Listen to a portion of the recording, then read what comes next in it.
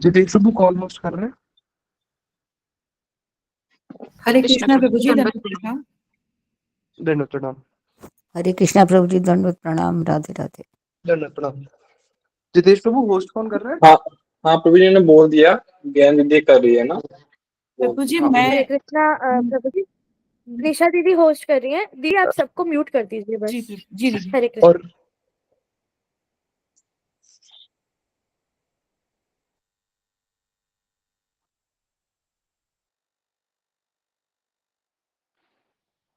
प्रभु जी recording start हो गई है। दीदी चलो, प्रभु जी आपने प्रभु जी को तस्मै श्री गुरुवे नमः। गुरुवे गौरचंद्राय राधिकाय सदालय कृष्णाय कृष्ण भक्ताय तद्भक्ताय नमो नमः। वाञ्छा कल्पतरुभ्यश्च कृपा सिन्धुभ्य एव च पतितानां पावनेभ्यो वैष्णवेभ्यो नमो नमः। हरे कृष्णा कृष्णा कृष्णा हरे हरे, हरे राम राम राम हरे हरे। सर्वप्रथम दीक्षा गुरु पाद पद्म नितिला प्रविष्ट ओम विष्णु पाद अष्टोत्तरशत श्री श्रीमशीला भक्ति वेदांत शीला नारायण गोसाई महाराज जी के चरणों में अनंत कोटि दंडवत प्रणाम ज्ञापन करते हुए उनसे हेतु कृपा की वांछा करता हूँ। तत्पश्चात नितिला प्रविष्ट ओम विष्णु पाद अष्टोत्तरशत श्री श्रीमशीला भक्ति वेदांत शीला स्वामी महाराज जी के चरणों में अनंत कोटि की दंडवत प्रणाम ज्ञापन करते हुए उनसे भी हेतु कृपा की वांछा करता हूँ। आप सब भक्तों को मेरा यथा योग्य प्रणाम स्वीकार हो। हरे कृष्णा। तो हमने पिछली क्लास में सुना था कि जो जगन्नाथ मिश्र है उन्होंने उनको मना कर दिया पढ़ाई के लिए, और अब निमाई जो है घर के बाहर जो सारी हांडियां रहती है के ऊपर जाके बैठ जाते हैं, और फिर माता उनसे पूछती कि तुम्ही जे स्थाने एबे तुम्ही पवित्र हरि माने। अरे तुम अपवित्र स्थान पे आके बैठ गए हो, अब बताओ तुम हो कर दिया। तो प्रभु बोलते हैं, प्रभु बोले मां शिशुमती अपवित्र स्थाने कबू मोर नहीं स्थिति। अरे मैया तू शिशुमती है, तेरी मति बिल्कुल शिशु के समान है। मैं तो कभी भी अपवित्र स्थान पे रहता ही नहीं हूँ, क्योंकि जिस स्थान पे मैं जाता हूँ वो स्थान ही पवित्र हो जाता है। अपवित्रो पवित्रो वा सर्वस्थाम गतोपि वा यह स्मृत पुंडरीकाक्षाम सभाई अभाई अंतर शुचि। जिसके अंदर केवल भगवान के नाम के स्मरण मात्र से ही कोई वस्तु बाहर से और अंतर से अपवित्र भी क्या होती है, वास्तविक में पवित्र हो जाती है। तो मैं तो कभी अपवित्रता को स्पर्श कर ही नहीं सकता। यथा मोर स्थिति से सर्व पुण्य स्थान, अरे जहाँ पे मैं रहता हूँ वो तो सारा का सारा पुण्य स्थान बन जाता है, और वहां पे गंगा आदि सारे तीर्थों का अधिष्ठान हो जाता है। अमार से काल्पनिक शुचि व अशुचि, तो ये जो भी शुचि और अशुचि, पवित्र और पवित्र, ये तो सिर्फ कल्पना ही है। और इसमें सृष्टिकर्ता का क्या दोष है? लोक वेद मत यदि अशुद्ध वाहे आमी पाशीलो के अशुद्ध रहे। अरे अगर मानो कोई अशुद्ध है भी, वेदों के अनुसार या लोक के अनुसार, कि उनके मत के अनुसार माने भी कि कोई वस्तु अशुद्ध है, लेकिन क्या वो मेरे स्पर्श करने से अशुद्ध रहेगी? मेरे स्पर्श करने से ही वो शुद्ध हो जाती है। इसलिए जो शास्त्रों में भगवान ने बोल दिया, हड्डी, हड्डी तो अपवित्र वस्तु है, लेकिन शंख, शंख भी हड्डी है, वो पवित्र वस्तु क्यों? क्योंकि भगवान ने वेद में बोल दिया, उसको पवित्र मानना पड़ेगा। गाय मल अपवित्र वस्तु है, लेकिन गाय का मल गोबर वो पवित्र वस्तु है। क्यों? क्योंकि भगवान ने वेद में बोल दिया, जो भगवान ने बोल दिया वो मल होने पर भी पवित्र हो जाता है। कभी किसी का जूठा खाते हैं, जूठा तो अपवित्र माना जाता है, लेकिन जो मधुमक्खी होती है, मधु का जो शहद होता है, वो शहद तो उसकी जूठा ही तो है, लेकिन वो पवित्र है, भगवान को भोग भी लगता है, भगवान का पंचामृत स्नान भी होता है, क्योंकि भगवान ने बोल दिया। तो जो भगवान के मुख से निकल गया वो अपवित्र वस्तु भी पवित्र हो जाती है। फिर आगे, ए सब हांडीते मूले नाही क दोषण तुम्ही जाते विष्णु लागी करीला रंदन। अरे मैया एक बात बता, ये जिस हांडी को तुमने घर के बाहर फेंक दिया और तुम कह रहे हो ये अपवित्र है, तो इसी हांडी में तो तुमने विष्णु भगवान के लिए रसोई बनाई थी। तो इसमें जब विष्णु भगवान के लिए रसोई बनी है, उनका प्रसाद बना है, तो ये अपवित्र कैसे हो सकती है? देखा जाए तो वो तो पवित्र ही है, उसको पवित्र क्यों बोल रहे हो? अब इसमें क्या आता है, उसको अपवित्र इस वे में नहीं बोल रहे, अपवित्र उसको इस वे में बोल रहे हैं कि जैसे हम भगवान के लिए जब कोई वस्तु बन जाती है, बनने के बाद जब भगवान को भोग लग जाती है तो वो प्रसादी हो जाती है, और उससे पहले जब तक वो भगवान को निवेदित नहीं हुई है उसको बोलते हैं भोग, और जब भोग को भगवान ग्रहण कर लेते हैं तब वो हो जाता है प्रसाद। अब जब कोई प्रसादी वस्तु होती है तो प्रसादी वस्तु जो भगवान को ऑलरेडी ऑफर्ड हो चुकी है, और दूसरी तरफ एक ऐसी भोग की वस्तु जो भी ऑफर्ड नहीं हुई है, तो दोनों को टच नहीं करते हैं, नहीं तो वो भी प्रसादी कहलाती है। इसलिए उस वे में उसको अपवित्र बोले जा रहा है यहाँ पे। और भगवान बोलते हैं जहाँ पे विष्णु जी की रसोई बनी है, उनकी जो वस्तु है, जो उनके स्पर्श जिसका भी हो गया हांडी का, वो कभी पवित्र हो ही नहीं सकती है। और वहां पे फिर महाप्रभु ने तो अपने बाल्य भाव से जो अपना सारा तत्व बोलना था वो उन्होंने सारा बोल दिया, लेकिन कोई समझ ही नहीं पाया और सब उनकी बातों को हंसी खेलने में लेने लगे, तो बच्चा ही है। फिर वहां से वो आने को तैयार ही नहीं हो रहे हैं, वहीं पे बैठे हुए हैं और माँ उनको बोल रही है जल्दी आओ नहीं तो तुम्हारे पिता आ जाएंगे। फिर प्रभु बोले यदि मोर ना दे पड़ी थे तबे मुई ना जाए कहिलू तो माते। देखो मैया, साफ सीधी सी बात है, अगर आप मुझे पढ़ने नहीं जाने दोगे तो मुझे कैसे पता चलेगा क्या पवित्र है क्या अपवित्र है, क्या शुचि है क्या अशुचि है। इसलिए मैं तो यहाँ से उठूंगा नहीं, मैं तो यहीं बैठे रहूंगा। तो वहां पे जो आसपास की और माताएं खड़ी थी, उन्होंने इनकी जननी, ठाकुर की जननी सची माता की भर्त्सना करनी शुरू करी। अरे, एक तरफ तो तुम्हारा पुत्र खुद ही पढ़ने चाहता है और तुम उसको पढ़ने नहीं भेज रही हो, और दूसरी तरफ इस संसार के पुत्र होते हैं जो पढ़ना नहीं चाहते, माता पिता जबरदस्ती भेजते हैं। यत्न करी के निज बालक पढ़ाए, कते भाग्य अपने पढ़ी ते शिशु चाहे। तुम्हारा कितना भाग्य है कि तुम्हारे शिशु अपने आप ही पढ़ना चाहता है, और हमारे शिष्य जो शिशु है वो जबरदस्ती पढ़ा। तो किस बुद्धि, घर पे ही पुत्र हो चाहे वो मूर्ख हो, ये बुद्धि तुम्हें किसी ने शत्रु ने ला के दी है क्या? ऐसी बुद्धि तो अच्छी बुद्धि नहीं है। अपने शिशु को भेजो विद्या के लिए, इसको पढ़ने के लिए भेजो। इहाते शिशुर दोष तिल अर्धेक नहीं, इसमें तुम्हारे पुत्र का तिल मात्र भी दोष नहीं है। फिर सब लोगों ने बोला अरे निमाई निमाई, तुम एक काम करो, हम तुम्हें बोलते हैं कि हम तुम्हें पढ़ने के लिए भेजेंगे और तुम आ जाओ, जल्दी आ जाओ। ना आई से प्रभु से खाने बसी हासे, सुकृति सकल सुख सिंधु माझे भासे। और महाप्रभु जो है वहां से तब भी हिलने का नाम ही नहीं ले रहे हैं और वहां पे बैठ के हंसते जा रहे हैं। और वहां पे आसपास के जितने भी सौभाग्य भक्त हैं उन सबको ये एक दृश्य का दर्शन करके इतना आनंद आ रहा है कि कैसे आज महाप्रभु जो है वो गौर वर्ण के थे, लेकिन आज वो गौर वर्ण के थे, लेकिन आज वो गौर वर्ण से कृष्ण वर्ण बन चुके हैं। क्यों? क्योंकि वो जो मिट्टी की हांडियां है, उस हांडी में कालापन है और वो कालापन उनके पूरे शरीर को अंग को स्पर्श हो चुका है। इसलिए जब माता उनको वहां से जबरदस्ती उठा के लेके आती है तो बड़ा सुंदर वर्णन करा है। आपने धरिया शिशु आनीला जननी, हासे गौर चंद्र जी न इंद्र नीलमणि। तो जैसे ही उन्होंने उनको गोद में उठाया वहां से, तो मानो ऐसे जैसे कृष्ण थे ना इंद्र नीलमणि, तो उन्होंने अपने गोद में इंद्र नीलमणि को उठाया हुआ है। क्यों? ये तो गौर वर्ण के थे, लेकिन आज क्या हुआ, सारा उनके मुख पे, हाथ पे, चारों तरफ उनके शरीर पे क्या लग चुका है, वो कालापन लग चुका है। तो वहां पे महाप्रभु जो है फिर स्नान आदि करके जब जगन्नाथ मिश्र आते हैं तो सारी की सारी बात उनको बताती हैं। तो मिश्र जी बोलते हैं जे करीबे कृष्ण चंद्र से ही सत्य है, चिंता परिहरी दे पड़ी ते निर्भय। माता बोलती है आप ही तो बोलते थे कि जो कृष्ण चाहेंगे वही होगा, तो अपने पुत्र को निर्भय होकर जाने दो और उसको पढ़ने दो। और देखो हमारा कितना भाग्य है कि हमें इस प्रकार का पुत्र मिला है जिसकी पढ़ने में रुचि है।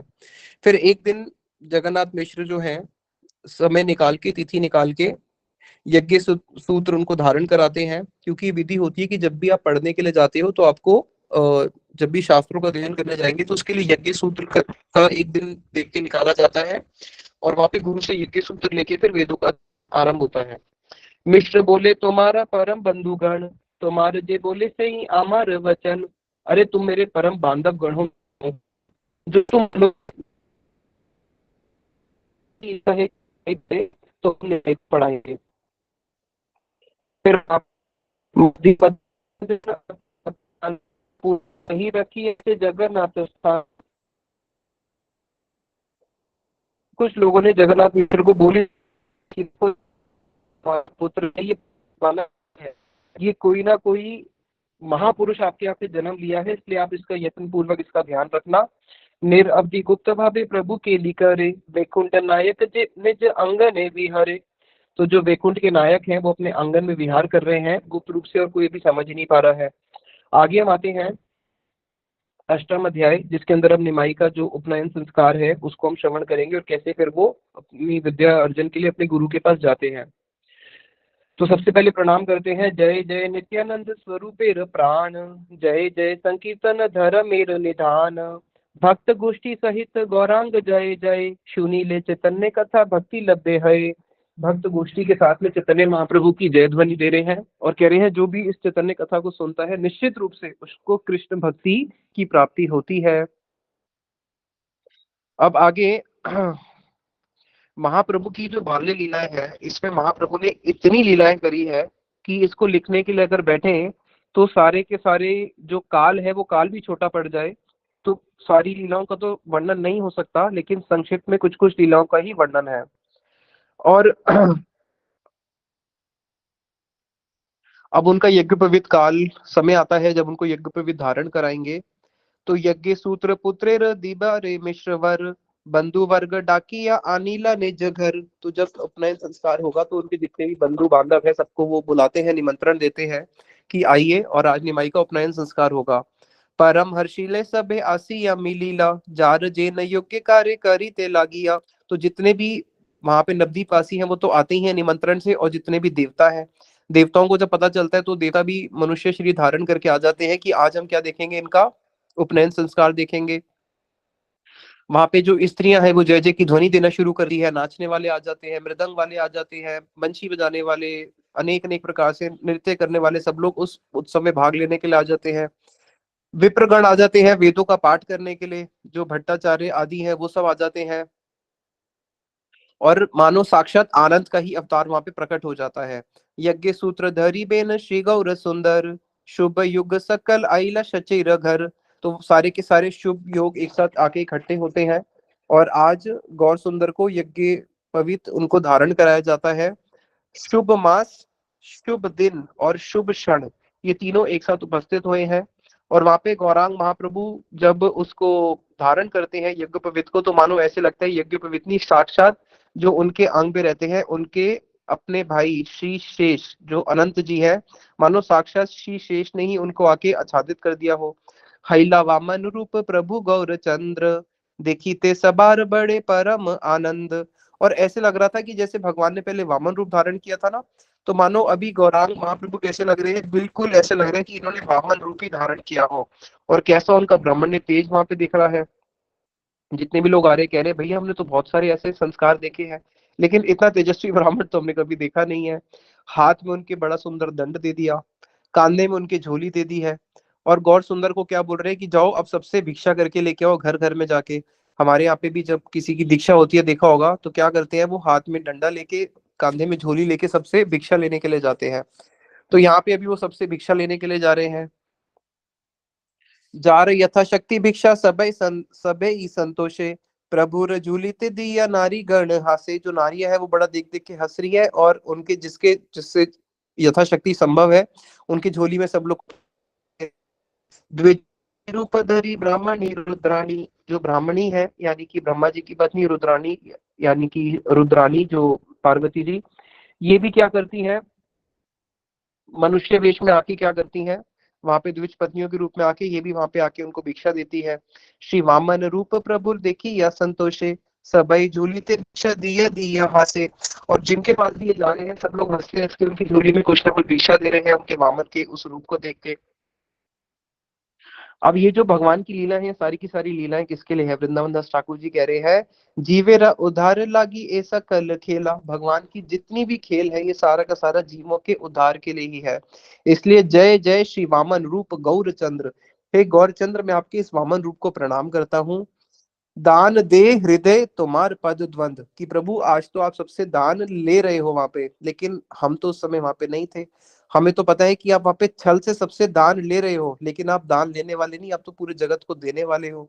इसलिए मैं आपसे कुछ आज दान मांगता हूँ। आपकी झोली में सब दे रहे हैं और मैं भी आपके सामने अपनी झोली लेके खड़ा हूँ, प्रभु मुझे भी कुछ दो। बोलो क्या चाहिए?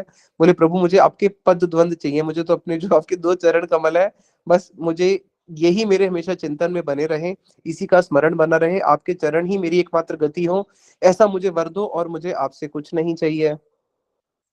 जब इसमें बड़ा एक सुंदर आउट ऑफ द प्रसंग आगे, जब वामन भगवान ने रूप धारण किया और वो जाने लगे वहां पे उनकी गोष्ठी में बलि महाराज जी की, तो जितने भी ब्राह्मण जा रहे थे ना, तो सारे ब्राह्मणों ने जब इनको देखा अरे ये तो इतना तेजस्वी ब्राह्मण है, अगर ये तेजस्वी ब्राह्मण हमसे पहुंच गया पहले, तो ब्राह्मण तो जो पहले के ब्राह्मण होते थे वो त्रिकालदर्शी भी होते थे। उन्होंने देखा भाई अगर इतना तेजस्वी ब्राह्मण वहां पे पहुंच गया तो हमें तो कुछ मिलने वाला ही नहीं है। अगर ये हमसे पहले पहुंच गया तो कहीं ऐसा ना हो कि इसके तेज को देख के बलि महाराज अपना सारा का सारा दान ही इसको दे दे। उनको डर लग गया, तो उन्होंने बोला चलो जल्दी जल्दी भागो। अभी छोटे से वामन, और उस समय के जो लोग थे सतयुग द्वापर त्रेता के, तो कितने लंबे लंबे लोग होते थे। अब वो लंबा लंबा चलते हुए जा रहे हैं और ये वामन बिल्कुल पीछे पीछे आ रहा है। वो तेज तेज की भगवान चलने का प्रयास भी कर रहे हैं उन ब्राह्मणों से, वो उनके लंबे लंबे पैर है, वो और आगे जा रहे हैं। लेकिन देखा तो ये वामन भगवान बड़ी तीव्र गति से जा रहे हैं, है तो भगवान ही। और सब लोगों ने देखा पीछे तो है नहीं, ये कहाँ से लगे छोटा सा ब्राह्मण जो बिल्कुल सूर्य के समान ऐसे लग रहा था, साथ में एक छोटा सूर्य आ रहा है।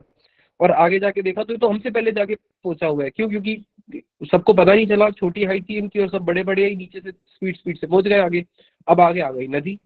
अब जब आगे नदी आ गई तो उन्होंने देखा, अरे वाह, अच्छा बहुत बहुत तेज भाग रहे थे ना, चलो भैया सूर्य अस्त होने का समय आ गया, अब खड़े रहो यहीं पे, हम जा रहे हैं नदी पार करके, तुम तो छोटे से वामन हो, यहीं पे खड़े रहो, हम नदी पार करके जा रहे हैं और वहां से जो भी दान मिलेगा कुछ ना कुछ हम तुम्हें भी यहाँ पे दे देंगे, यहीं पे बैठे रहो।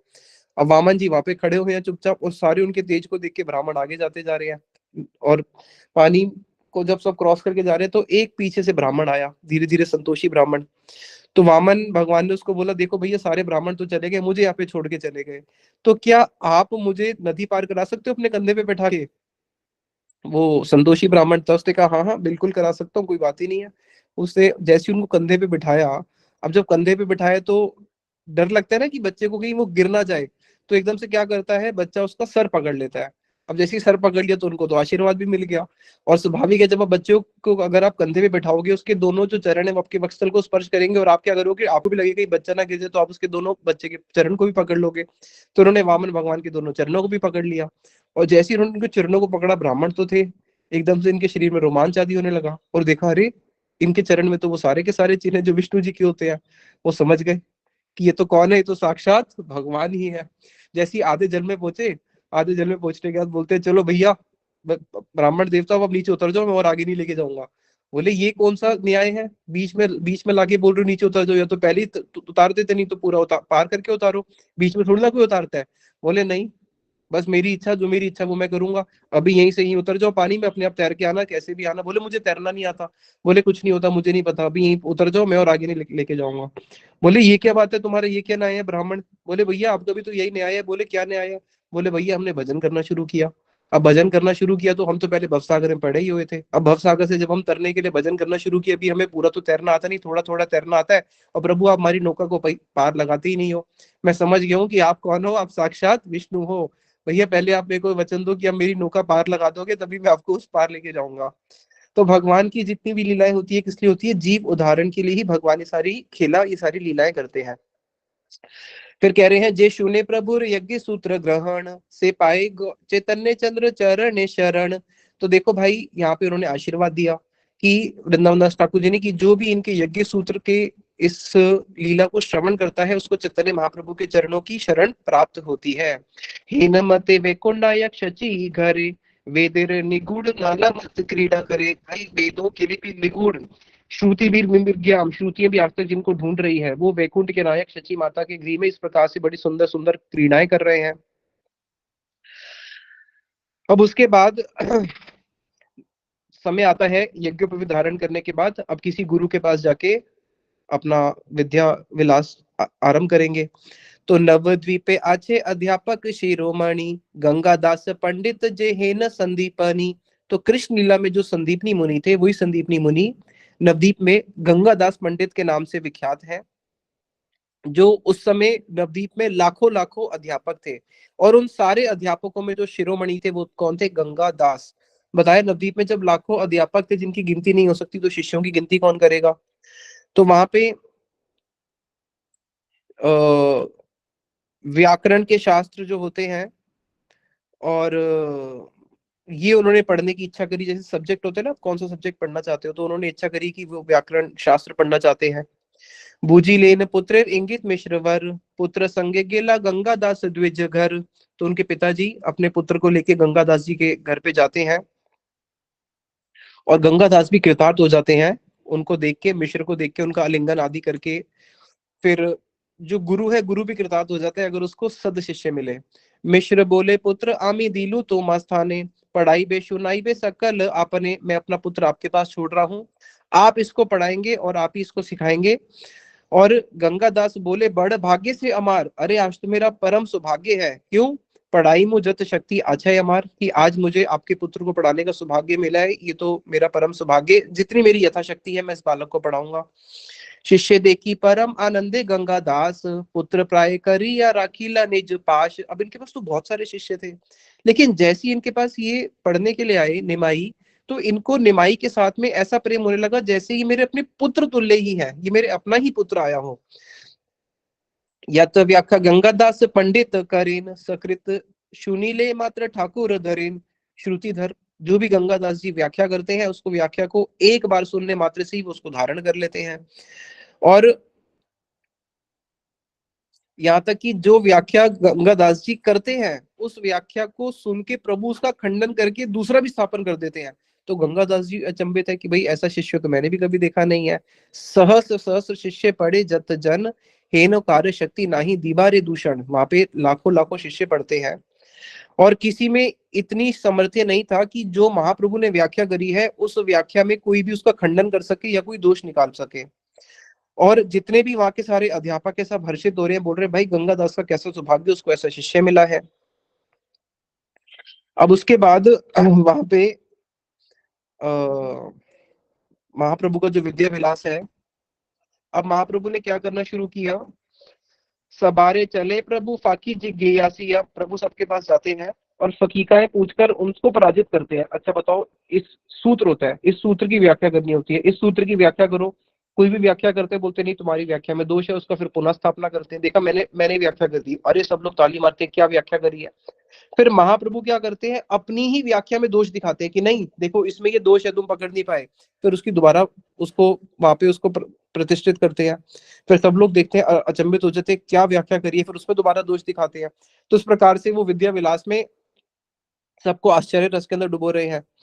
अब वहां पे कि जितने भी वहां पे अध्यापक है और जितने भी शिष्य हैं, जब मध्याह्न का समय होता है, जैसे स्कूल में होता है ना दोपहर को छुट्टी हो गई, तो मध्याह्न के समय सारे विद्यार्थी जो है वो क्या करते हैं, मध्याह्न के समय सारे के सारे विद्यार्थी अपने विद्या से छुट्टी पाके वापस जाते हैं, गंगा जी स्नान करते हैं। अब जब गंगा में स्नान करने के लिए जाते हैं, तो भाई जब जहाँ पे लाखों लाखों शिष्य हैं, सॉरी अध्यापक हैं, हर अध्यापक के हजारों हजारों आगे शिष्य हैं एक एक अध्यापक के, तो वहां पे कितने बच्चे स्नान करने आते हैं, कोई गंगा स्नान करने, उसकी तो कोई गिनती ही नहीं है।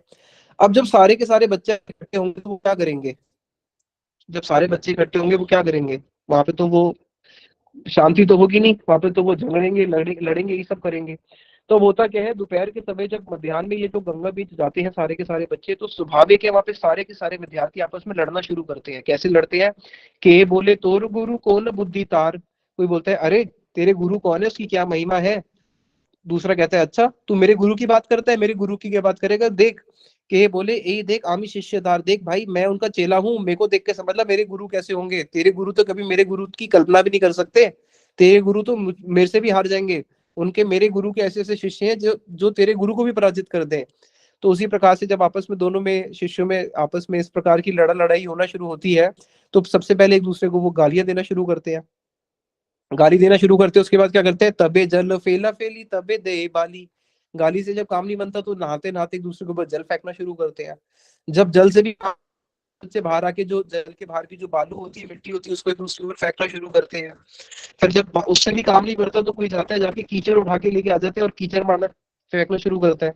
जब उससे भी काम नहीं बनता, करदम फेलिया कारो गाये के हमारे, उसके बाद फिर वो क्या करते हैं, हाथ पुटाई उठा के घूसा मारना शुरू करते हैं। इस प्रकार से एक दूसरे की धुनाई करना शुरू करते हैं। और कोई कोई तो राजा की दुहाई देता है, भाई मुसलमान राजा मैं अभी जाके तेरे को पकड़ा दूंगा। और कोई एक दूसरे को मार के, इतनी बड़ी गंगा है, गंगा के इस पार से उस पार चले जाते हैं। एता हुड़ा हुड़ी करे पड़ो ये सकल, बाली का दाम सब है गंगा जल। अब वहां पे जितने भी विद्यार्थी है वो इतना उदम मचाते हैं गंगा स्नान करते समय कि गंगा जी तो वहां दिखती ही नहीं है, पूरी की पूरी गंगा जी जो है कीचड़ से मलिन हो जाती है, या फिर एक दूसरे के ऊपर बालू चल जाता है। और उस समय जो नारियां थी वो पानी कहाँ से पीती थी, गंगा जल ही पीती थी। हमारे मथुरा मठ में भी ऐसा देखा गया है कि मथुरा मठ जब हमारा था तो वहां पे जो पीने का जल है वो क्या होता था, उस समय तो सप्लाई की लाइन नहीं होती थी, तो मथुरा मठ के जो लोग हैं ब्रह्मचारी लोग या मतलब पूरे मथुरा वासी ही वो सब क्या करते थे, यमुना जी जाते थे, यमुना जी से जल पीने का लेके आते थे और उसी को ही पिया करते थे। तो सोचो जो पहले यमुना जी का कितना पवित्र जल होता था जिसको लोग भर के लेके आके पीते थे, और स्वाभाविक है जो गंगा यमुना जल पिएगा तो उसकी बुद्धि तो सदमती होगी ही। तो वहां पे जो नारियां जल भरने के लिए आती है वो भी बेचारी जली से आपस में लड़ रहे हैं, पूरा कीचड़ कीचड़ हो चुका है। परम चंचल प्रभु विश्वम्बर राय, और इन सब के जो सरदार है वो कौन है, वो है हमारे विश्वम्बर राय निमाई जी। ए मत प्रभु प्रति घाटे घाटे जाए।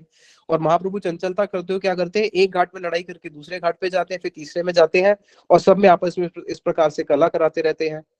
और तैरते तैरते इस घाट से उस घाट, उस घाट से उस घाट पे जाके सब में 2-4 घड़ी स्नान करते हुए मध्याह्न पूरा उनका इसी प्रकार से शिष्यों के साथ कला करने में निकल जाता है। अब वहां पे कुछ ऐसे विद्यार्थी भी थे जो बहुत प्रधान थे, जो बहुत सीनियर थे, और वो पूछते हैं, तार बोले कला कर की कारण, अरे तुम सब कला क्यों करते हो? जिज्ञासा कर बूझी कार कौन बुद्धि, टीका जे जाने देख शुद्धि, अरे तुम क्यों लड़ते हो, इसकी गुरु उसके गुरु करके लड़ते रहते हो? जो तुमने पूछना है पूछो, तुमने व्याकरण के बारे में पूछना है तो व्याकरण पूछो, तत्व पूछना है, टीका पूछनी है, जो तुमने पूछना है हमको ना। प्रभु बोले, भाल भाल यही कथा है, जिज्ञासु हमारे जार चित्ते लय। अच्छा अच्छा, तुम कह रहे हो तुमसे कुछ पूछूं, तो भाई मैं तुम्हें बोलता हूँ कि तुम तो मेरे सीनियर हो, मैं तो तुम्हारा जूनियर हूँ, तुम मेरे से कुछ पूछो ना, फिर तुम्हें पता चलेगा कि मेरे गुरु कौन है और तुम्हारे गुरु कौन है। के बोले, एते के ना कर अहंकार, प्रभु बोले, जिज्ञासे जे चित्ते तुम्हार। अरे क्यों इतना अहंकार करते हो? निमाई बोलते हैं, अहंकार की क्या बात है, जो मन में है प्रश्न पूछ लो, सब मिलके पूछ लो जिसको जो पूछना है। तो वहां पे किसी विद्यार्थी ने एक धातु सूत्र उठाया और बोला, अब इसकी व्याख्या करो। प्रभु बोले कि ठीक है, जो तुमने मुझे सूत्र दिया मैं इसकी व्याख्या करता हूँ, उसको मन लगा के सब एक साथ सुनना। तो सारे जितने भी वहां पे उनके जो ज्येष्ठ है, उनसे जो उनके सीनियर है, सारे खड़े होके उनसे सूत्र की व्याख्या सुनते हैं। और जब उन्होंने उस व्याख्या को करा तो सारे के सारे लोग उनकी व्याख्या की प्रशंसा करने लगे और बोलने लगे कि हाँ, बिल्कुल सिद्ध व्याख्या करी है, बिल्कुल सर्वथा संगत व्याख्या करी है। तो व्याख्या सुनने के बाद व्याख्यान सुनी सबे बोले प्रशंसा वचन, प्रभु बोले, एबे सुन करी जे खंडन। अच्छा, अब तुमने मेरी व्याख्या की प्रशंसा कर दी ना, अब सुनो, इस व्याख्या में दोष था। क्या दोष था? उस दोष का वो खंडन करते हैं। या ते व्याख्या कहलाता है दूषी ल सकल, मैंने जितनी भी व्याख्या करी थी वो सारी की सारी दोष युक्ति, देखो दोष युक्ति में तुम्हें दिखाता हूँ, यानी कि तुम्हें ठीक से आंसर भी समझ में नहीं आता है। प्रभु बोले, स्थापे ए बेकारो अच्छे बल, अब मैं दोबारा से स्थापना करूं, अब इसके अंदर दोष दिखाओ। कोई दोष नहीं दिखा पाता था, फिर महाप्रभु उसमें दोबारा से दोष दिखा देंगे। तो इसी प्रकार से पुनःहीन व्याख्या करी लेन गौर चंद्र, सर्वमते सुंदर को था ना ही मंद। तो इसी प्रकार से महाप्रभु क्या करते हैं, बार बार उनके साथ वो करते हैं। फिर आगे, ए मत प्रतिदिन जान वीर जले, वैकुंठ नायक विद्या रस से खेला खेले। तो वैकुंठ के जो नायक हैं भगवान श्री कृष्ण, इस प्रकार से प्रतिदिन जानवी के तट पे ये विद्या विलास करते हैं। और जो उनके साथ शिष्य जो क्रीड़ा कर रहे हैं वो आम शिष्य नहीं है, वो सारे के सारे कौन है, साक्षात बृहस्पति जी के शिष्य हैं, जिन्होंने वहां पे अवतार लिया है महाप्रभु की उस लीला में, उस महाप्रभु के साथ में उस विद्या विलास की लीला में भाग लेने के लिए। और वहां पे अब बता रहे हैं, बहु मनोरथ पूर्व अचिला गंगार, यमुनाए देखी कृष्ण चंद्रे रविहार। तो जो पूर्व काल में यमुना जी का जो जल विहार था, उसको देख के गंगा जी के मन में एक बहुत चीरकाल से एक अभिलाषा थी, क्या, कबे हैबिक मोर यमुनार भाग्य, निरअवधि गंगा ए बलि ले नवाके। वो निरअवधि बार बार यही प्रार्थना करती थी कि मेरा यमुना जी जैसा कैसे भाग्य होगा, जैसा यमुना जी को सौभाग्य प्राप्त हुआ है ऐसा कब मेरा समय आएगा। तो यद्यपि गंगा अज भव आदि वंदिता, तथापि यमुनार पद से वांछिता। देखो, गंगा की जो वंदना है वो अज भव आदि सब करते हैं, यानी कि ब्रह्मा जी ने भी गंगा की वंदना करी है, शिव जी भी गंगा की वंदना करते हैं। शिव जी ने तो गंगा को अपनी जटाओं में धारण किया हुआ है, लेकिन वो गंगा भी यमुना जी की पद को प्राप्त करने की वांछा करती थी कि मुझे यमुना जैसा पद प्राप्त हो। और वांछा कर तरु है कौन, हमारे प्रभु गौर सुंदर। उन्होंने जानवी की इस वांछा को पूर्ण किया, कहाँ पे, इसी लीला के माध्यम से। उन्होंने इस लीला के माध्यम से गंगा जी की उस इच्छा को पूर्ण किया जो उनकी चीर अभिलाषा थी कि राधा कृष्ण मेरे यहाँ पे लीला करे। तो गौर सुंदर कौन है, साक्षात राधा कृष्ण मिलित तनु है। करी बहुविध क्रीड़ा जान वीर जले, गृह आइले गौर चंद्र कुतु जले। तो इस प्रकार से उन्होंने जानवी के उसमें इन लीलाओं को करके, अब जब वापस घर आते हैं, घर में आके अपने घर में विष्णु जी का पूजन करते हैं, तुलसी जी को जल देते हैं, उसके बाद भोजन करते हैं। अब जब भोजन करने भी बैठते हैं, केवल उसी समय भोजन करने के साथ साथ ही क्या करते हैं, अपनी पुस्तक को लेके फिर अपने निज स्थान में चले जाते हैं और पुस्तक को छोड़ते नहीं है। आपने करे प्रभु सुते टिप्पणी, भूलीला पुस्तक रसे सर्वदेव मणि, अब वो उस समय विद्या विलास की उसमें विद्या रस में इतने हो चुके हैं कि वो अपने आप को भी भूल चुके हैं और दिन रात केवल क्या करते हैं, सूत्रों की व्याख्या करते हैं और व्याकरण जो व्याकरण का जो रस है उसी के तरफ मजे हुए हैं और अपनी पुस्तक को ही हमेशा अपने पास रखते हैं। और इसको देख के बड़ा आनंद किसको आ रहा है, मिश्र जी को, कि दिन रात मेरा पुत्र जो है वो क्या कर रहा है, दिन रात पढ़ रहा है।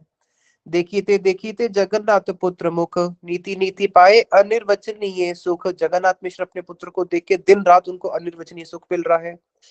अब उसके बाद मानो जो जगन्नाथ मिश्र है, यहाँ पे वृंदावन दास ठाकुर जी कहते हैं, जगन्नाथ मिश्र पाए बहु नमस्कार, अनंत ब्रह्मांड नाथ पुत्र रूपे जार। अरे मैं तो जगन्नाथ मिश्र के चरणों में बार बार नमस्कार करता हूँ, क्योंकि जो अनंत ब्रह्मांड का जो मालिक है उसको जिन्होंने अपने पुत्र के रूप में प्राप्त किया है, तो सोचो कैसा उनका वात्सल्य प्रेम होगा। एई मत मिश्र चंद्र देखी ते पुत्रेर, निर अवधि भासे विप्र आनंद सागरे। वो दिन रात आनंद के सागर में डूबे हुए हैं अपने पुत्र को देख के। और उनका रूप कैसा है, जिन्होंने कामदेव को मोहित कर दिया, ऐसा प्रभु का रूप है, ऐसा उनका अद्भुत लावण्य है। तो दिन रात उसी में ही वो उस सागर के अंदर गोते लगाते रहते हैं। इहा देखी मिश्र चंद्र चिंते न अंतरे, डाकी न दानवे पाचे पुत्र बल करे। अब देख रहे हैं कि भैया मेरा पुत्र तो दिन रात विद्या में है और अपने पुत्र के इतने सुंदर रूप को देख के क्या कर रहे हैं, उनको चिंता होने लगी। अरे कहीं ऐसे ना हो इसको कोई अला बला लग जाए, कोई डाकिनी इसको आके लग जाए। जैसे कोई अगर बहुत सुंदर लगता है तो क्या बोलते हैं, अरे आज तुम बड़ा सुंदर लग रहे हो, थोड़ा काजल टीका लगा लो काले रंग का, कहीं तुम्हें कोई नजर ना लग जाए। और महाप्रभु का तो इतना सुंदर स्वरूप है, जो भी महाप्रभु को देखती थी उस समय की जो भी वहां के नारियां हैं, जो वृद्ध जन है, माता पिता जैसे जो चाचा काका आदि इस प्रकार के जन है, देखने के साथ साथ महाप्रभु को सबको ये लगता था भाई इस पुत्र को कोई नजर ना लग जाए। और इसलिए उन्होंने क्या किया, भय मिश्र पुत्र समर्पिया कृष्ण स्थाने।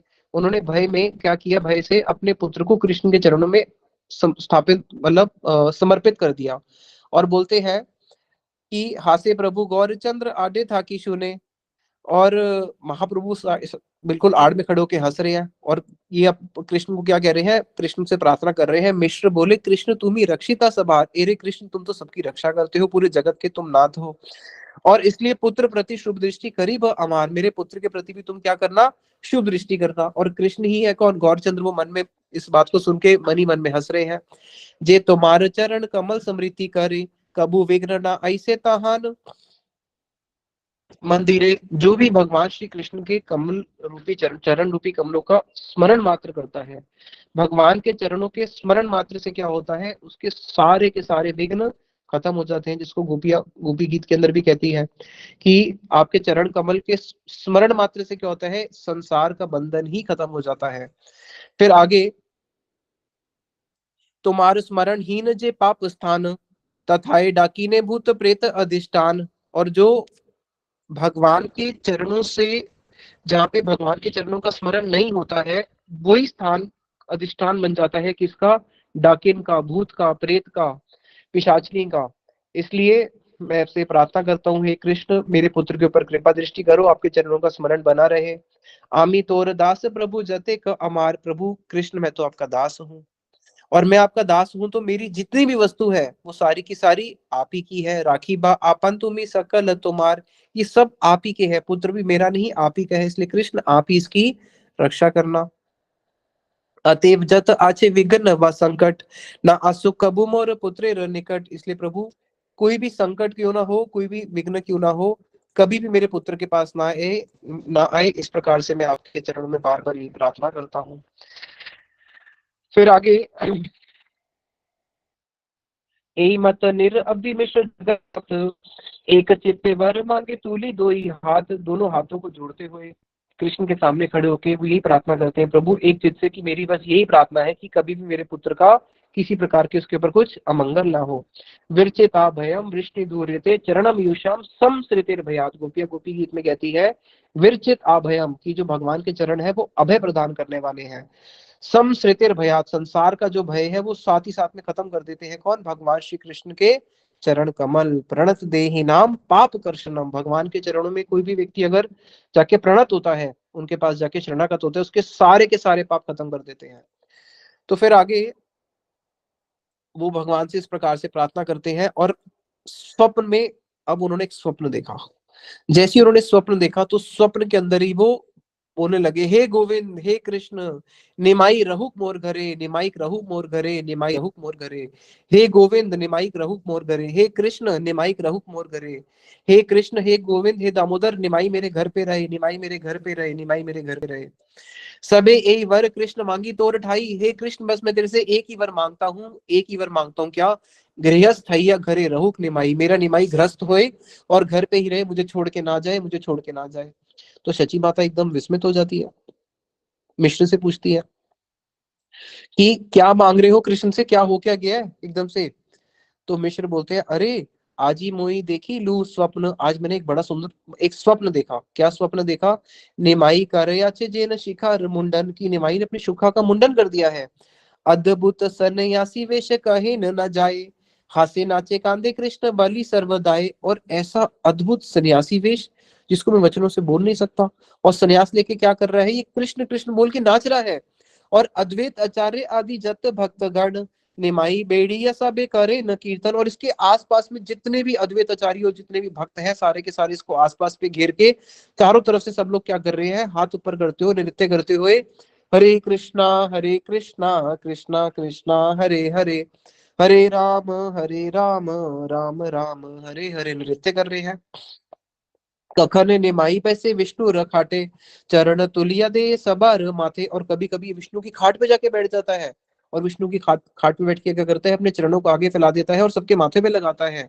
अरे और तो क्या, चतुर्मुख पंचमुख सहस्र वदन, चार मुख वाला ब्रह्मा, पांच मुख वाले शिव जी, और सहस्र वदन अनंत, वो भी क्या कर रहे हैं, वो भी सब आके क्या कर रहे हैं, सबे गाय न जय श्री सचिनंदन, जय श्री सचिनंदन। सब लोग आके बस यही गा रहे हैं, जय श्री सचिनंदन, जय श्री सचिनंदन। महा आनंदित चतुर्दिक के सब स्तुति करे, देखिए अमार भय वाक्य नहीं सुरे। और जो मैं देखा कि चारों दिशाओं से सारे देवता आके इनकी स्तुति गान कर रहे हैं, तो मैं मेरे तो वहां से मुख से कुछ एक शब्द भी नहीं निकला। और मैंने फिर क्या बोला एकदम से, हे कृष्ण, कृपा करो कि घर पे ही ये रहे इसका और ग्रस्त बने। कत षडे देखी कोटि कोटि लोक लैया, निमाई भूलिन प्रति नगर नाचिया। फिर अगले दूसरे सपने में क्या देखा कि निमाई क्या कर रहा है, इसके पीछे लाखों लाखों भक्त लोग अपने हाथ में करताल लेके, मृदंग लेके क्या कर रहे हैं, एक गांव से दूसरे गांव में जाके, नगर नगर में जाके नाच रहे हैं और हरे कृष्ण का कीर्तन कर रहे हैं। और इसके पीछे लाखों लाखों लोग भाग रहे हैं, और लाखों लाखों भाग रहे हैं, और सब लोग क्या बोल रहे हैं, हरि बोल हरि बोल हरि बोल, जिससे पूरा का पूरा ब्रह्मांड जो है वो इस हरि ध्वनि से भर गया है। चतुर्दिक के शून्य मात्र निमाई स्तुति। और मैं देख रहा हूँ चारों तरफ मुझे केवल निमाई की स्तुति सुनने को मिल रही है। और उसके बाद देखा कि ये नीलांचन चला गया है। तो इस स्वप्न को जब उन्होंने देखा, सची बोले, स्वप्न तुम ही देखी ला गोसाई। अरे गोसाई क्यों चिंता करते हो, तो तुमने केवल स्वप्न देखा है, चिंता ना करिए, घरे रही बा निमाई, निमाई तो घर पे ही रहेगा, आप चिंता मत करो।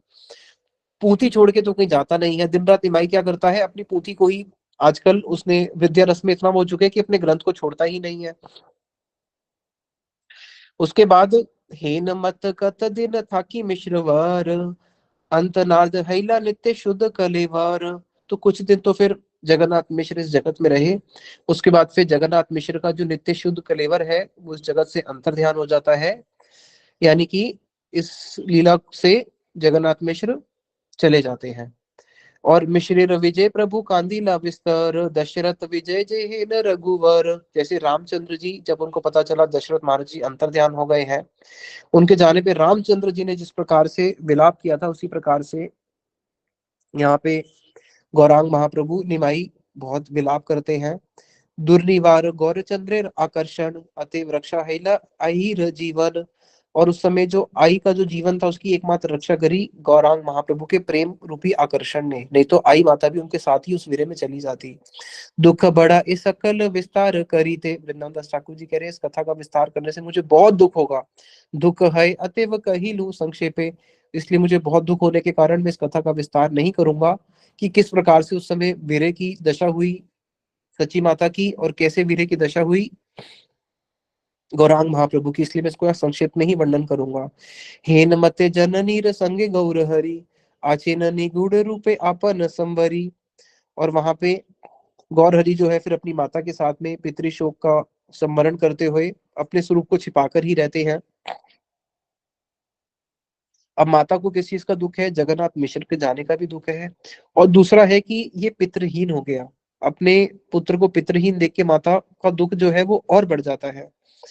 और अब सची माता के पास अपनी पुत्र सेवा के अतिरिक्त और कोई कार्य भी नहीं है।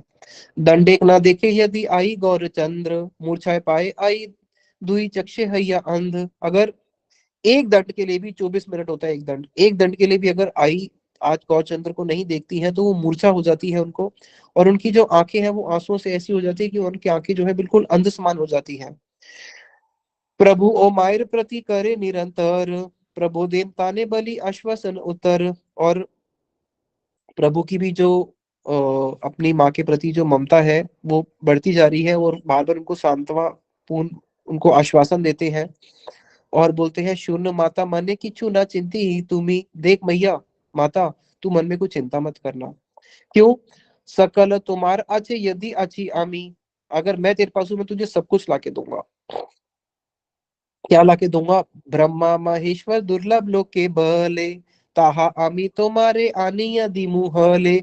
संसार में जो वस्तु ब्रह्मा जी को नहीं मिली, संसार में जो वस्तु शिव जी के लिए भी दुर्लभ है, भैया वो वस्तु भी मैं तेरे को अनायास ही लाके दे दूंगा। यहाँ पे माता तो नहीं समझती, लेकिन वो क्या कहना चाह रहे हैं? कृष्ण प्रेम धन जो ब्रह्मा जी के लिए भी दुर्लभ है, जिसकी वांछा शिव जी भी करते हैं, मैं तुझे वो भी अनायास लाके दे दूंगा।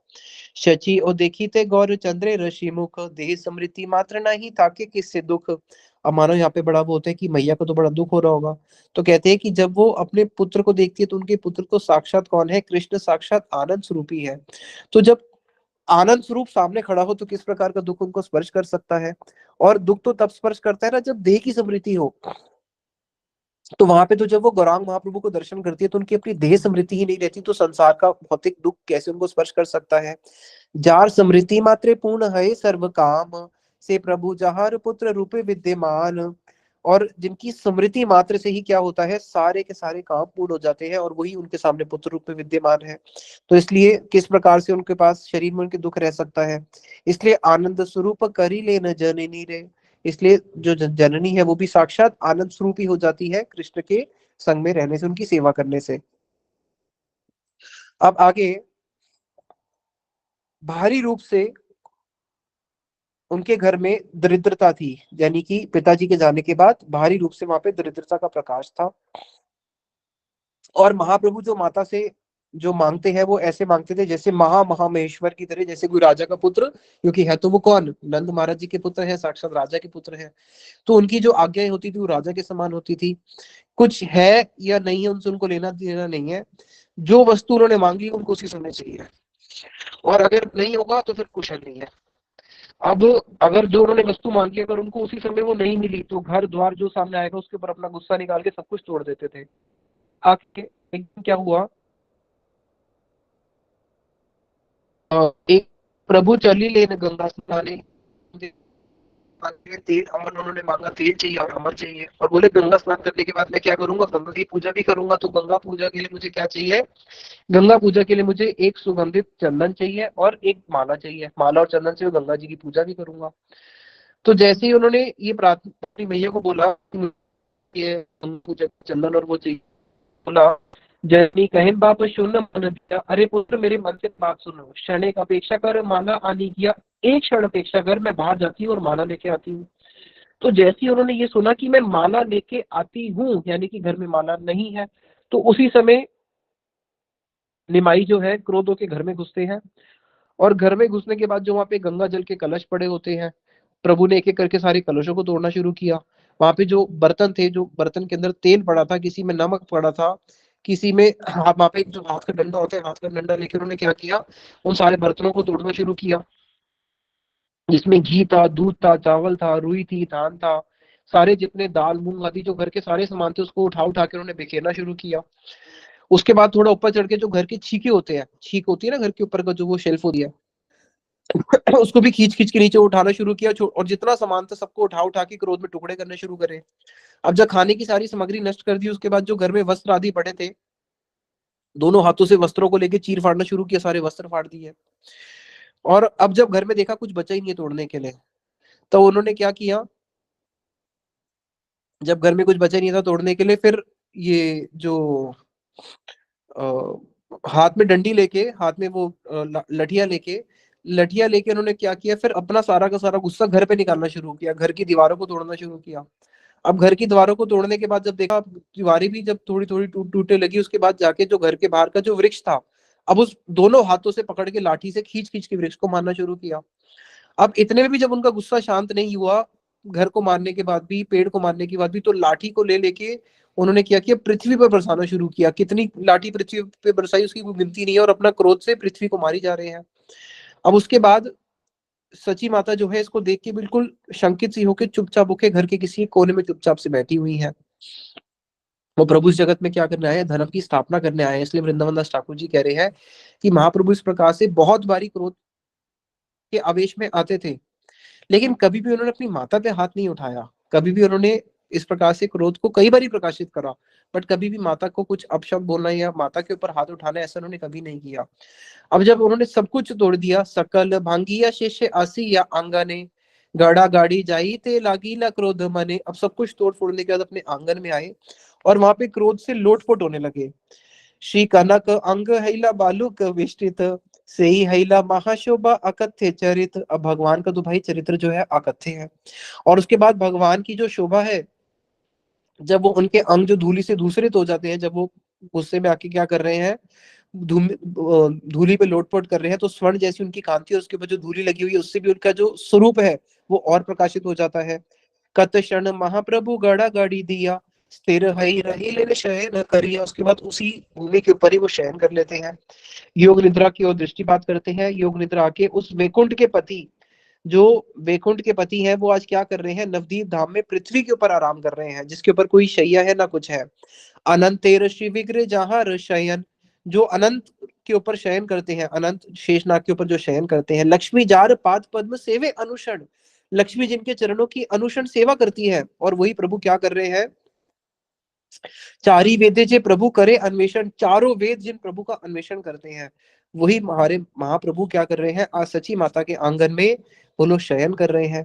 और जिनके एक एक लोमकूप के अंदर अनंत कोटि ब्रह्मांड निवास करते हैं, जिनके एक केवल इच्छा मात्र से सृष्टि स्थिति प्रलय हो जाती है, और वही प्रभु आज क्या कर रहे हैं, आज उसी सच्ची माता के आंगन में, उसी आंगन में, उसी धूल में आज वो क्या कर रहे हैं, लोटपोट करते हुए वहीं पे विश्राम कर रहे हैं। और एई मत महाप्रभु स्व अनुभव रसे, निद्रा जाए देखी सर्व देवे कांदे हासे। अब सारे के सारे देवता वहां पे आके इकट्ठे हो गए, और सारे देवता इस लीला को देख के कोई तो हंस रहा है और कोई रो रहा है कि भाई कैसी प्रभु की अद्भुत लीला है। फिर शची माता बाहर से माला लेके आती है। उतने में जैसी इनकी निद्रा भंग होती है, मैया उनके सामने गंगा पूजा का सामान रख देती है। अब धीरे धीरे उनके जो अंग में जो धूली है उसको मैया झाड़ना शुरू करती है, और उसके बाद उनको अपनी गोदी में बैठा के बोलती है, उठ उठ बाप मोर हेरे माला धर। अरे उठो वत्स उठो, ये लो अपनी माला को पकड़ो और अपनी इच्छा अनुसार जाके गंगा की पूजा करो। अच्छा हुआ जो तूने घर का सारा सामान तोड़ दिया। क्यों, इससे इससे क्या हुआ, जितनी भी विपत्तियां थी जो तेरे ऊपर आनी थी वो घर के सामान के ऊपर आ गई, और सारी की सारी विपत्तियां टल गई। तो तूने अच्छा ही किया, क्योंकि माँ देखती है अभी पुत्रहीन है, इसलिए माँ भी उनको डांटती नहीं है, माँ भी उनको लाड प्यारी करती है। जननी निर्वाक्य सुनी श्री गौर सुंदर, चलीला करी ते स्नान लज्जित अंतर। अब माता की इस बात को सुन के कि तूने सारी पत्ती विपत्ति को टाल दिया, घर के सारे सामान को तोड़ के, तेरे को नजर ना लगे, तो वहां पे बड़े लज्जित हो जाते हैं और जाके गंगा जी का स्नान करते हैं। एच शची सर्वगृही करी उपस्कार, रंधे ने उद्योग लागीला करी बार। मैया फिर रंधन का कार्य करती है और घर का सारा सफाई करती है कि अभी आएगा तो उसको खाना भी, भोजन भी देना है। अब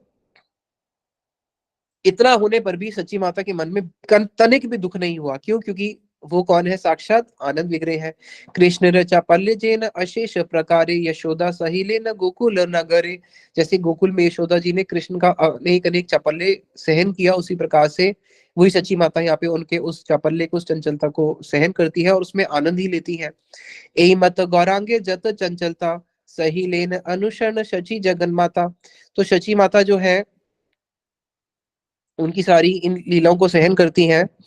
और यहाँ पे बताया कि शची माता उस समय कैसी स्वरूप धारण कर लेती है, सकल सहन आई काए वाक्य माने। केवल उनकी काय से, शरीर से, वाक्य से और मन से, उनकी तीनों चीजों को मैया सहन करती है अपने तीनों वस्तु से, काय, वाक्य और मन से भी। मन में भी उनके किसी प्रकार का शोभ नहीं होता। हाइलेन शची जिन पृथ्वी आपने, जैसे पृथ्वी सब कुछ सहन करती है, तो मानो मैया वहां पे पृथ्वी के समान उनका सारा चंचल्य सहन कर रही है। अब जब वो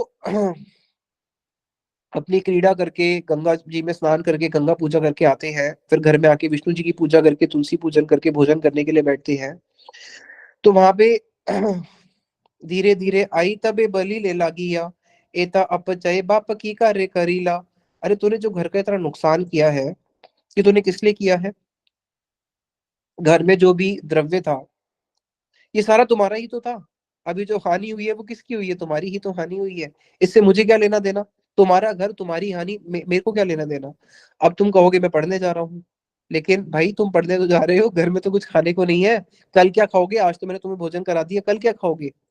हास्य प्रभु जननी रे सुनी या वचन, प्रभु बोले कृष्ण पोष्टा करीबे पोषण। कृष्ण हंसते हुए बोलते हैं, अरे मैया कल की क्या चिंता करनी, कृष्ण ही तो सबके पोषण करने वाले हैं। तो जो कृष्ण ने पालन करना है वही खाएंगे, जो कृष्ण ने लिखा होगा। इसको बोलते हैं कृष्ण एक शरण, कृष्ण के प्रति ऐसी एकांतिक शरण होना। तो वहां पे जो मैया है, इनके हाथ में पुस्तक दे देती है, और बड़ा सुंदर वर्णन है। एता बोली पुस्तक लैया प्रभु करे, इतना बोल के उन्होंने अपने हाथ में पुस्तक उठाई। और पुस्तक किसने उठाई है?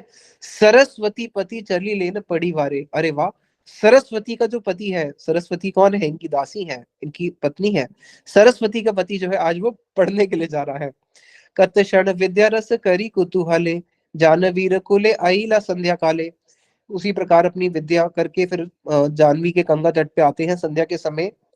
और फिर जब सची माता के पास आते हैं तो उन्होंने माता को क्या दिया?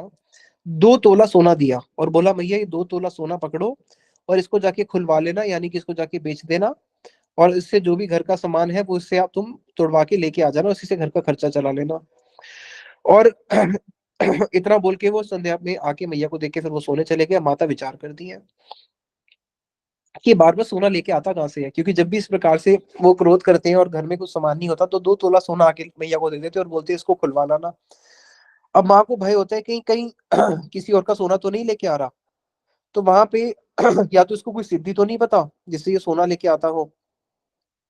तो मैया भी क्या करती है, जिसके पास सोना तोड़वाने के लिए देती है उसको बोलती है, देखो भैया पहले कम से कम 5-10 जगह दिखा देना, 10-5 जगह दिखाने के बाद ही इसको तोड़वाना, और फिर मुझे जो भी है इसका वो पैसा देना।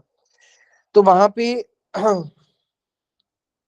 महाप्रभु जो है विद्या की विलास में इतने डूब चुके हैं, ना छाड़ेन श्री हस्ते पुस्तक एक क्षण, अपने हाथ से पुस्तक को एक क्षण के लिए भी छोड़ते नहीं है। और वहां पे दिन रात केवल उसी विद्या विलास के अंदर ही वो अपने सखाओं के साथ, अपने विद्यार्थियों के साथ उसी में ही रमे हुए हैं। अब आगे महाप्रभु को जब भी कोई देखता है तो एक तो उनके रूप को देख के वहां पे सारे विद्यार्थी आकृष्ट हो जाते हैं, दूसरा उनकी मेधा शक्ति को देख के कि कैसी उनकी व्याख्या है। अब गुरु बोले बाप तुम्ही मन दिया पढ़, भट्टाचार्य हेबा तुम्ही बलीला दान। तो उनके गुरु जी बोलते हैं कि देखो तुम एक दिन वास्तविक में ही भट्टाचार्य बनोगे जैसी तुम्हारी विद्या है।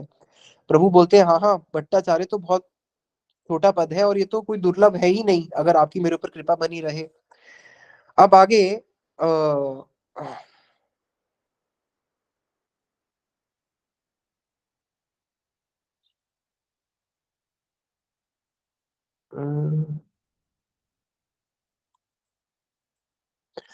अब आगे ये 8वां अध्याय समाप्त होता है, 9वां अध्याय आरंभ होता है। 9वां अध्याय में वृंदावन दास ठाकुर जी ने नित्यानंद प्रभु के बारे में बताया है। इसको हम संक्षिप्त में ही श्रवण कर लेते हैं। नित्यानंद प्रभु का जब जन्म हुआ तो नित्यानंद प्रभु जो है बचपन से ही वो अपने कृष्ण लीला, राम लीला को स्मरण करके अपने सखाओं के साथ क्रीड़ा में मस्त थे। और जब वो अपने साथ सखाओं के साथ क्रीड़ा में मस्त थे तो कभी वो क्या करते हैं, कभी किसी को ब्रह्मा बना देते हैं, किसी को पृथ्वी बना देते हैं, और पृथ्वी ब्रह्मा जी के पास जाके प्रार्थना करती है कि मेरे ऊपर बहुत संकट है। और फिर किसी को विष्णु बना देते हैं और विष्णु जाके बोलते हैं कि हाँ हाँ चिंता क्यों करते हो, अभी मैं कृष्ण के रूप में आने वाला हूँ। इस प्रकार से वो कृष्ण की लीलाओं का, जैसे बच्चे आपस में करते हैं अनुकरण, उस प्रकार से बच्चों के साथ कृष्ण लीला का अनुकरण करते हैं। उसके बाद फिर क्या करते हैं, कभी रामलीला का करते हैं, जब रामलीला का करते हैं तो एक दिन क्या करा, खुद लक्ष्मण बन गए और किसी को राम बना दिया, किसी को हनुमान बना दिया। और उसके बाद बोला कि हाँ देखो, जब मैं मूर्छित होऊंगा तो मुझे क्या करना, मुझे यहाँ पे आके तुम औषधि देना, उससे मेरी मूर्छा भंग हो जाएगी। तो इस प्रकार से जब वो लीला कर रहे थे, तो एक दिन इस प्रकार से लीला करते करते उनकी मूर्छा ही भंग नहीं हो रही है। जब मूर्छा ही भंग नहीं हो रही तो सब लोग रोने लगे और सब लोग उसको उठा रहे हैं, सब लोग आगे, सारा परिवार हुआ क्या है, देखा तो की सांस भी नहीं है। तो वहां पे एक पढ़ा लिखा कोई पुराना एक सबसे वृद्ध व्यक्ति था, उसने बोला कि देखो भाई, इस बच्चे ने बोला क्या था, बोले इस बच्चे ने बोला था कि इस प्रकार से मैं लक्ष्मण की तरह मैं मूर्छित हो जाऊंगा और मुझे आके औषधि देना। तो बोले जाओ इस प्ले को पूरा करो, इस नाटक को पूरा करो। तो वहां पे एक जो राक्षस था, जो एक बच्चा था जो हनुमान था, वो हनुमान का रूप धारण करके जाता है। फिर रास्ते में एक राक्षस आता है, वो पूरी लंबी कहानी है। फिर इस प्रकार से वो वहां से औषधि लेके आता है, फिर वैद्य के रूप से उनको औषधि दी जाती है, और जैसे उनको औषधि दी जाती है, नित्यानंद महाप्रभु उठी लता खाने औषधि को प्राप्त करती है, वो उठ जाते हैं। इस प्रकार से उन्होंने वहां पे बड़ी सुंदर सुंदर अपनी लीलाएं करी है नित्यानंद प्रभु ने। फिर यहाँ पे एक दिन क्या होता है, नित्यानंद प्रभु जब 12 साल के थे, 12 साल की उम्र में नित्यानंद प्रभु के यहाँ पे एक सन्यासी आते हैं, और वो सन्यासी आके इनके माता पिता को बोलते हैं कि देखो मेरे को तीर्थ भ्रमण पे जाना है, और तीर्थ भ्रमण पे अकेले नहीं जा सकता, और तीर्थ भ्रमण में अकेले नहीं जा सकते, इसलिए आप अपने पुत्र को मेरे साथ भेज दो। तो वो अपने हृदय पे पत्थर रख के अपने प्राणों को ही नित्यानंद प्रभु को भेज देते हैं उन सन्यासी के साथ। तो 12 साल की उम्र से लेके 20 साल की उम्र तक उन्होंने क्या किया, 12 साल से लेके 20 साल की उम्र तक में उन्होंने पूरा का पूरा तीर्थों का भ्रमण किया। ये जो उन्होंने तीर्थों का भ्रमण किया, किस लिए किया, तीर्थों को पवित्र करने के लिए, तीर्थों को वापस तेजस्वान करने के लिए। जो तीर्थ है कलयुग में अपनी शक्ति खो रहे थे, उन तीर्थों को वापस शक्ति देने के लिए उन्होंने ये तीर्थों का भ्रमण किया। अब तीर्थों का भ्रमण करते करते एक दिन क्या होता है, तीर्थों का भ्रमण जब वो महाप्रभु ये नित्यानंद प्रभु निकले, तो एक दिन उनको रास्ते में एई मत नित्यानंद प्रभु भ्रमण देवे माधवेंद्र सह हईला दर्शन, उनको रास्ते में एक दिन माधवेंद्र पुरीपाद जी मिल जाते हैं। माधवेंद्र पुरीपाद जी कौन है, चैतन्य महाप्रभु के गुरु हैं ईश्वर पुरीपाद, और ईश्वर पुरीपाद के गुरु है माधवेंद्र पुरीपाद। माधवेंद्र पुरीपाद को बोला गया है जो प्रेम भक्ति प्रेम रूपी फल अभी चैतन्य महाप्रभु देने के लिए आए हैं, उस प्रेम के जो पहला अंकुर है वो है माधवेंद्र पुरीपाद। तो वहां पे माधवेंद्र पुरी प्रेममय कलेवर, और माधवेंद्र पुरी जो है उनका कलेवर ही पूरा प्रेममय है, और प्रेममय यत सब अंगिर अनुचर, और उनके साथ में जो उनके अनुचर चल रहे थे, जो उनके शिष्य चल रहे थे, जिसमें ईश्वर पुरीपाद जो आगे महाप्रभु के गुरु बनेंगे, उनके सारे अनुचर भी कैसे हैं, वो सारे भी कृष्ण प्रेम के अंदर मत हैं। तो वहां पे जब माधवेंद्र पुरीपाद और नित्यानंद प्रभु का मिलन होता है, जार शिष्य प्रभु आचार्य वर गोसाई की कहीं पे आर तार प्रेम बढ़ाई, भाई जिनके गोसाई अद्वैत प्रभु भी जिनके शिष्य हैं, तो सोचो उनकी महिमा क्या बोले, जिनके लिए जिनके शिष्य अद्वैताचार्य हैं, जो बोलते हैं कि मैं सबको कृष्ण को दृष्टिगोचर कराऊंगा। एक ऐसा साधक होता है जो कृष्ण को दृष्टिगोचर करते हैं, और अद्वैताचार्य जी तो ऐसे जिन्होंने बोला कि मैं सबको ले नित्यानंद तत्क्षण प्रेम में मूर्छा हई ला निष्पा। तो जैसे ही उन्होंने नित्यानंद प्रभु को देखा, उसी समय प्रेम में मूर्छित हो जाते हैं माधवेंद्र पुरीपाद जी।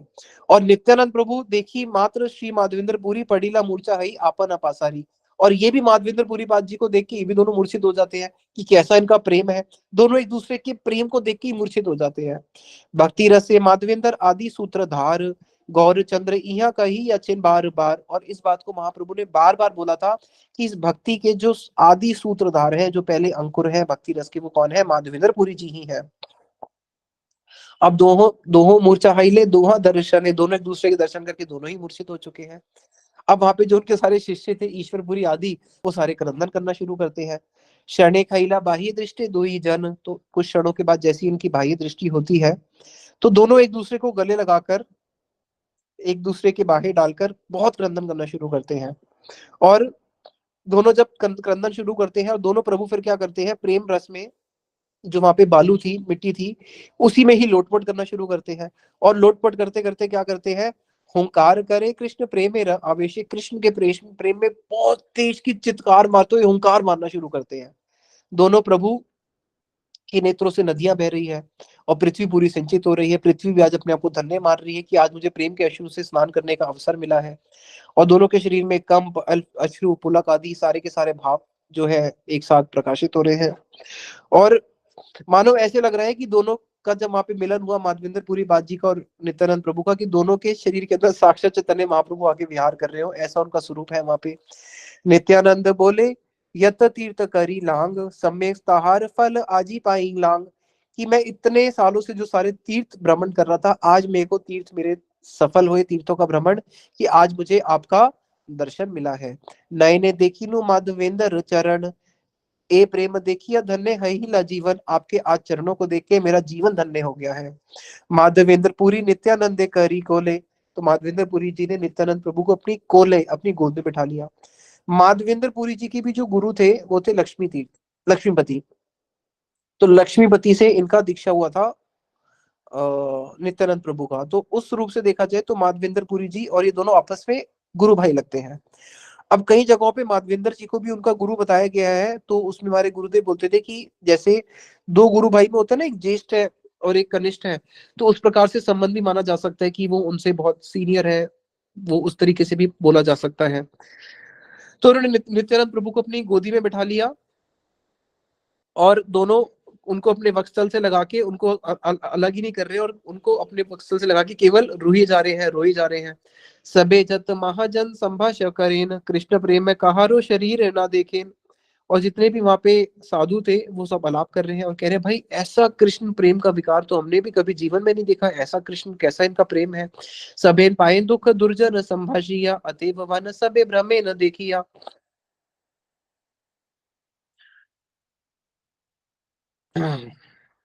उस समय जो इनका ये कृष्ण प्रेम प्रकाशित हुआ, इसको देख के जो वहां पे बाकी और जन खड़े थे, उनके हृदय के अंदर भी साथ ही साथ क्या होता है, वो कृष्ण प्रेम प्रकाशित हो जाता है।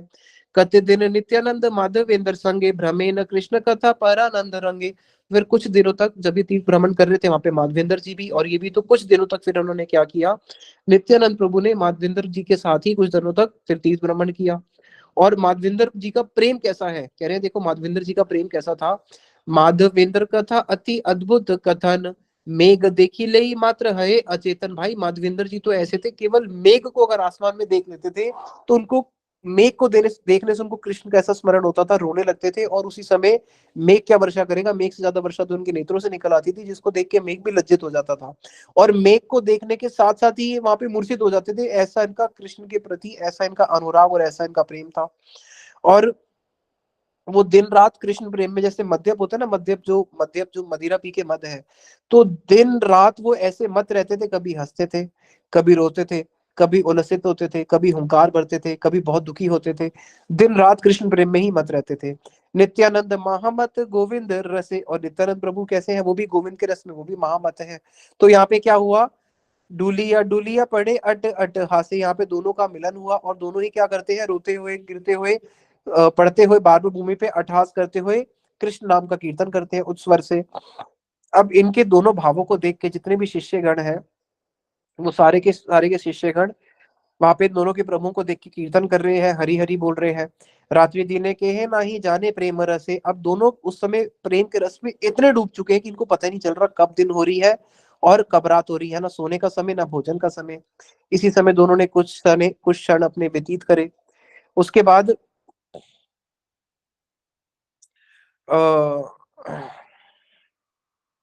माधवेंद्र नित्यानंद छाड़ी तेना पारे, निर अति नित्यानंद सहित विहारे।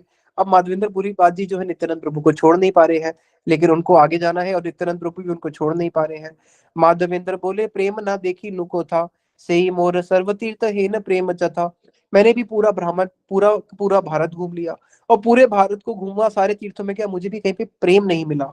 और आज मैं जानता हूँ कि कृष्ण की मेरे ऊपर कृपा हुई है, तभी आज मुझे नित्यानंद प्रभु आप जैसे बंधु का संग मिला है कि मुझे आज उस प्रेम के दर्शन हो गए। और चाहे वो कोई कैसा भी स्थान क्यों ना हो, जहां पे भी नित्यानंद प्रभु का संग प्राप्त होता है, यानी कि जहां पे भी आपको भक्तों का संग प्राप्त होता है, जय स्थाने वैष्णवगण से स्थाने वृंदावन, वो ही वास्तविक में तीर्थ है। और वो तीर्थ ही नहीं, वो साक्षात वैकुंठ है, वो ही वैकुंठ है क्या। इसलिए भक्ति विनोद ठाकुर जी बोलते हैं, जीदन गृह भजन देखी गृह ते गोलोक भाई, कि जिस दिन मैं घर में भजन देखता हूँ उसी को मैं गोलोक मानता हूँ। तो इस प्रकार से जो भी नित्यानंद प्रभु और माधवेंद्र पुरी पाद जी जो है, दोनों का आपस में इस प्रकार से वो होता है। फिर आगे क्या होता है इसको अब हम कल श्रवण करेंगे, अभी समय हो चुका है। निताई गौर प्रेमानंदे, हरि हरि बोल। हरे कृष्ण, धन्यवाद, प्रणाम प्रभु जी।